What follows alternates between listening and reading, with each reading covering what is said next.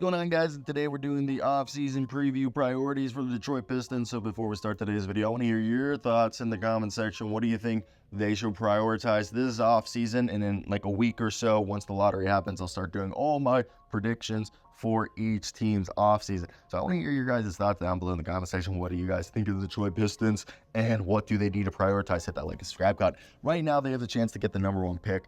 And probably means they're either going to have the number one pick or the second pick or the third overall pick, depending on where it falls. I think the guy that they need to get is Zachary Risache, or Rish.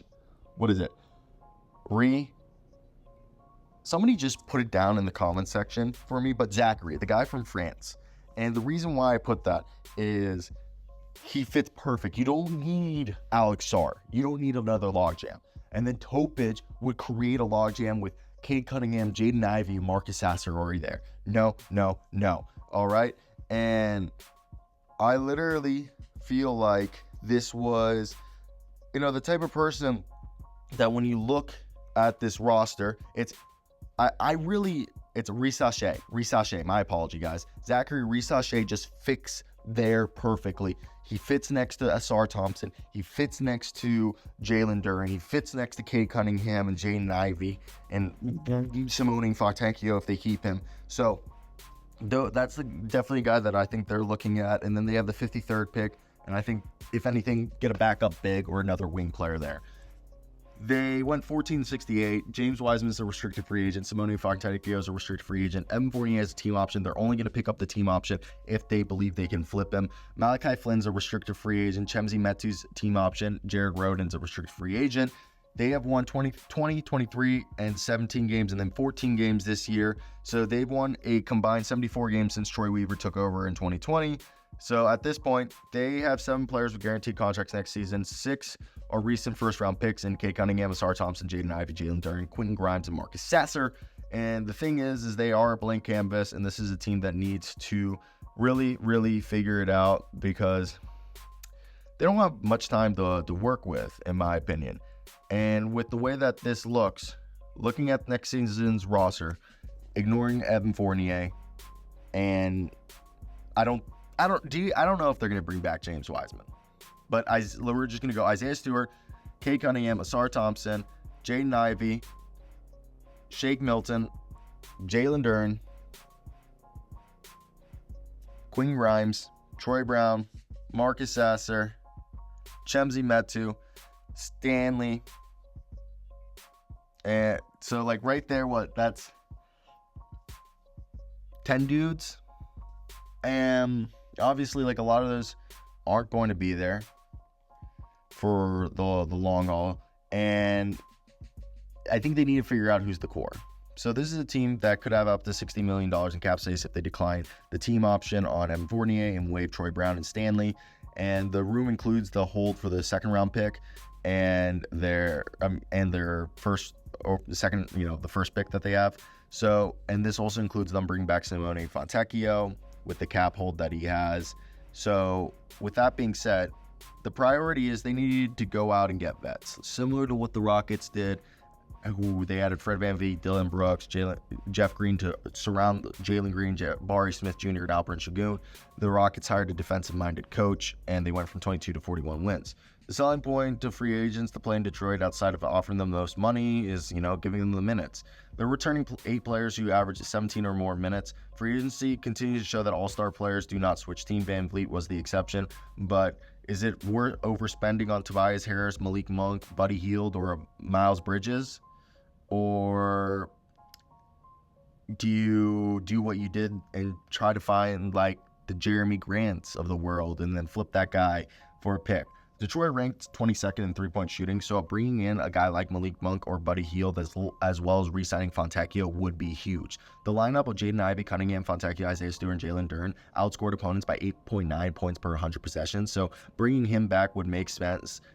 And then I think you either look to continue to take money on from other teams, like let's say Ben Simmons attached to a first round pick like Bobby Mark says right here, could be that. But at the same time, maybe not. Because if we look at free agency, let's be honest, ladies and gentlemen, let's look at who's available. Let's go, okay, $60 million. They go out and get Tobias Harris because they know they like him. Or they do the Miles Bridges thing. They do a signing trade for Miles Bridges, and they send out, for example, what if they sign Miles Bridges to a 4-year, $30 million, and they send out, I don't even know, because you can't do Evan Fournier, but I guess you would send, in this case, this hypothetical situation, Quinn Grimes. Would it be worth it? Or you just outright sign him. You just outright sign him. You could just do that. But the idea is you go out and get Miles Bridges, who's a versatile power forward who had a decent season. Or you go out and get Tobias Harris, who can be reliable. You go get Malik Monk, a Bruce Brown. 2 of those guys are going to cost $40 million. Then you got to get like the Buddy Hields or the Luke Kennards if he goes into free agency. Maybe a Malik Beasley, Royce O'Neal's. Those are the guys that you need to bring in. Isaiah Joe, Aaron Wiggins, Patrick Williams. All guys that they should have. Lonnie Walker, Josh Richardson. All players that I think that if they could bring them in, really could help this franchise. So for me with Detroit, I think the biggest thing that they need to address is obviously the 3-point shooting. I really think you need to choose your young dudes. I like Marcus Sasser, Cade Cunningham, and Jaden Ivey. I like Asar Thompson and Simone Fontecchio. I like Beef Stew and Mr. Beef Stew and Jalen Duren. I think the rest of the roster, so with that being said, Jalen Duren, Beef Stew, that's your front court. Then Simone Fontecchio and Asar Thompson, that's your wing depth. So right there, that's 4 dudes. Then you throw in 3 or your guards that, we really like, which is Cade Cunningham, Jaden Ivey, Marcus Sasser. And after that, that's where, to me, it becomes a bit difficult. Like, who is the rest of that team that we should keep together? Because I like those. Those are the guys that I legitimately think are NBA guys who can play in the playoffs, who are currently on the Pistons roster if they were to become. I think that means you got to go out and look at getting 8 dudes. So now we'll throw in the first, the potential top 3 pick. Let's say they get Zachary. All right, perfect. That guy can play power forward, and now you have and small forward. So now you have another front court player. So to me, that means moving on from Evan Fournier, moving on from James Wiseman, moving on from Shake Milton.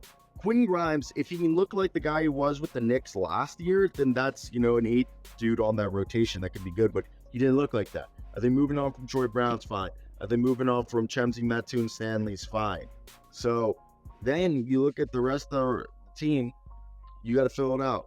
Okay, let's go out and get 2-way guys. Aaron Wiggins, Patrick Williams.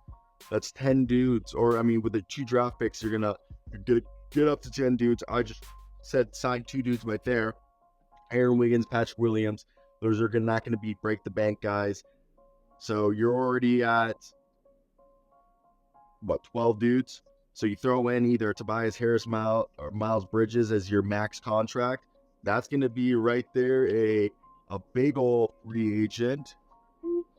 So I think, having a guy like that is going to be absolutely pivotal for them, especially now that they're going to be a group of guys that I think, if they can, like I said, bring in those defensive guys who are going to come in and play the style that they need to play, which is, defense. So you bring in Aaron Wiggins, Patrick Williams. Those 2 are probably going to cost you $20 million collectively. Then you spend $30 million on a Miles Bridges or Tobias Harris, and plus the 2 draft picks. So that's right there, 5 players. You're already at 13 players. Now you fill in maybe the rest of the roster. You go out and you get yourself another guy in the same vein as I guess we would say, it gets difficult what the right answer should be.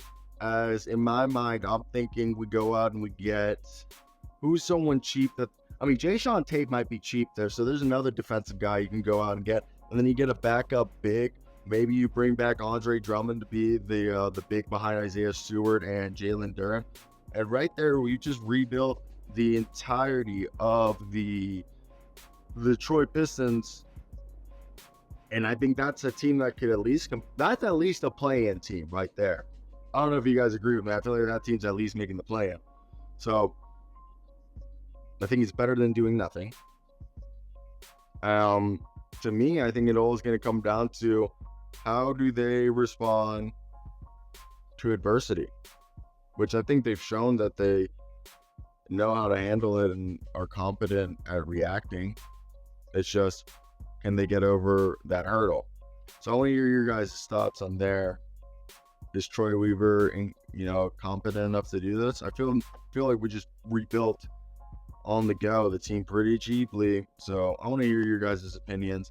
That's basically going to be it for me. If you guys did enjoy, hit that like and subscribe button. It would mean the world, as it knows that you guys are supporting the channel. So I hope you guys did enjoy. Like, comment, subscribe. That's it. I am gonna milk this till 11 seconds. So if you guys are listening, let me know anything that you guys would you think I was wrong on, or you think needs to be adjusted. But I think holistically, that's there. I also want to know, who would you guys draft? I think it's kind of interesting. Bye-bye.